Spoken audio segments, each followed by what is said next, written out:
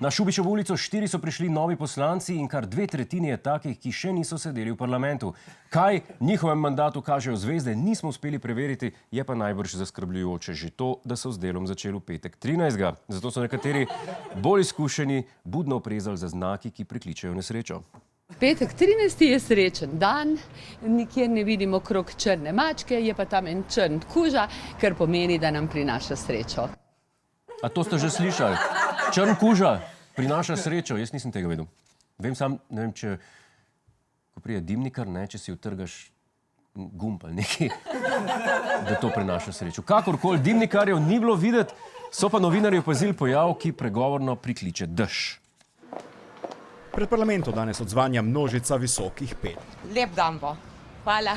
Kar 36 od 90 predstavnikov ljudstva bo po novem namreč nosilo krila. Dobar dan.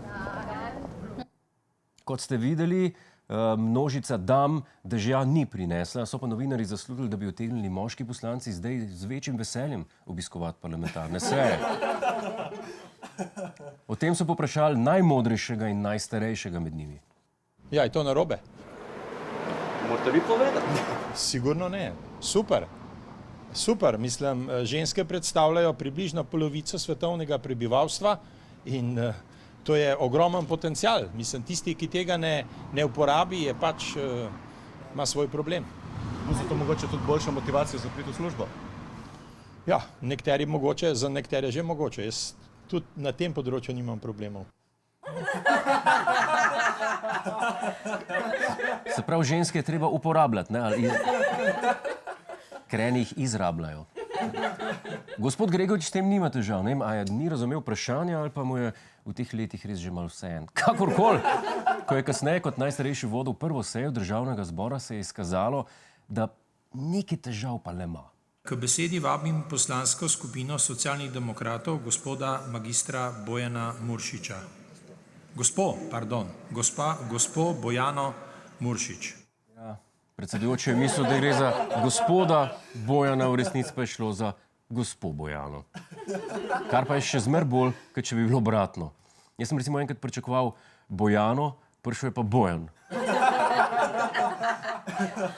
Kako se je končalo, ne bi razlagal, lahko samo rečem, da je šlo za boleče spoznanje.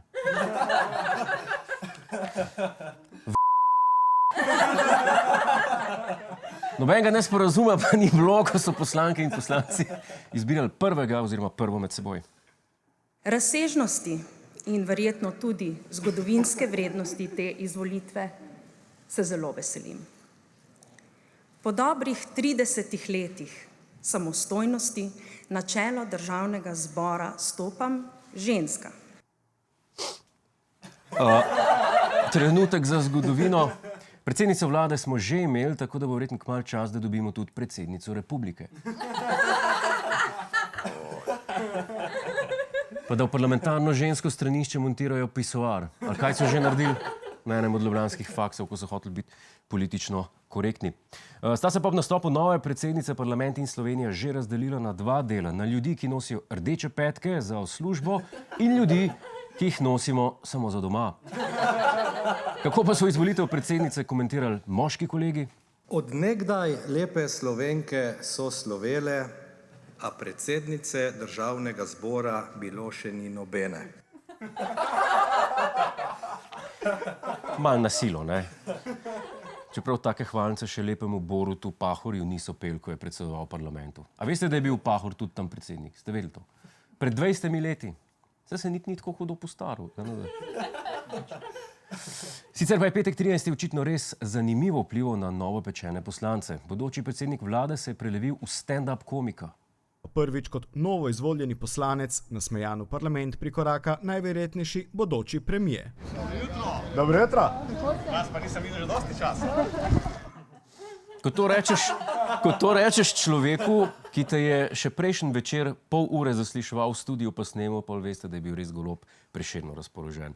Kar je še vedno bolje, kot da bi se počutil kot Prešeren, kar se je zgodilo njegovemu strankarskemu kolegu, ki je recitiral hvalnice predsednici parlamenta.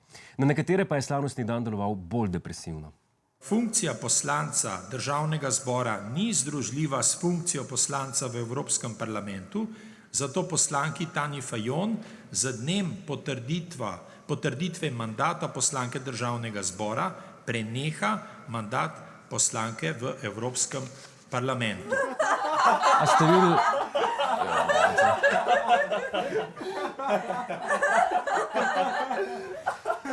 Kera žalost, a ne? Zdaj pa sem vprašanje, a je to zato, ker bo imela po novem 4-krat nižjo plačo, ali pa jo je užalostil pogled na nove sodelavce? A jih vidite, zgledajo kot tista klapa z dolgočasnih najstnikov, kako me čakajo, da bojo lahko kož zažgali. In ko smo že pri mladini, dajmo pogledati, kaj je povedal najmlajši 22-letni izbranec ljudstva o kosilu, na katerega ga je peljal oče. Mlej, zdaj moraš pa paziti, zdaj si pa v resni politiki, ne, tako da je bil bolj ta, s tem reče, pep talk, ne. Kdo je plačal račun? Oče. Upamo samo, da bo poslušal očija in si bo odslej sam plačeval kosilo. Na srečo je malce v parlamentarni menzi zelo ugodna. Je pa med novimi poslanci tudi pravi in izkušeni moški. Seveda, jaz verjamem, da nas bo veliko, kateri bomo našli skupne debate. O tem sploh ne dvomim, ampak sam v teh parlamentarnih debatah jaz ne bi sodeloval. Hvala. K sreči pa nove poslance čakajo tudi prijetnejša srečanja kot ta s svetovnim boksarskim prvakom. Nova predsednica parlamenta je bila tako na prvem obisku pri predsedniku republike in takoj se je zaiskrilo.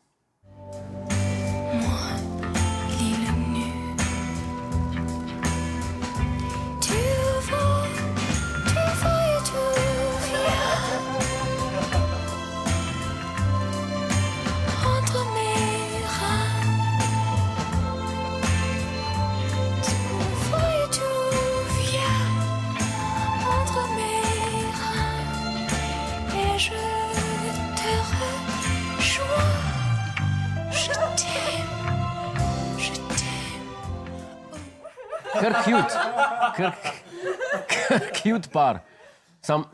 A smo že res vse pozabili v socialni razdalji?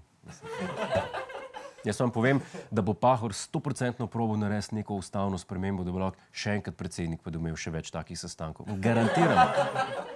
Če pa zanima, kaj sta se med spoznavanjem pogovarjala, usklajevala sta časovnico izvolitve Goloba za predsednika vlade. Vseeno pa imamo v zvezi s tem 3 vprašanja. Prvič, ali bo Golobu res uspelo sestaviti vlado do 3. junija? Drugič, bo SDS z referendumom preprečila, da postane Mesec prvi minister za solidarno prihodnost? In tretjič, ali je Pahor končno spoznal osebo, ki mu je lepša kot odsev v špeglu? Več o tem prihodnjič v... Hej, preden greš, klikni tukaj in se naroči na naš YouTube kanal. Imamo pa tudi TikTok, Instagram in Facebook, tako da le urno.